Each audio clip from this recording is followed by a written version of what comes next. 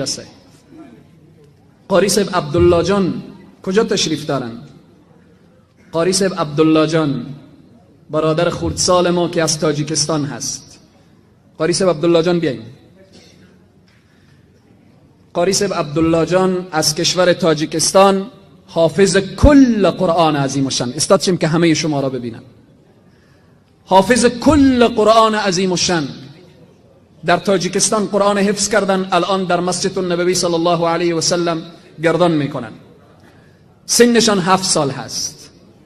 هر کدام ما نوجوان ها متوجه باشن اینها حافظ کل قرآن. این سرمایه عظیم و بزرگ هست. این افتخار امت اسلامی است.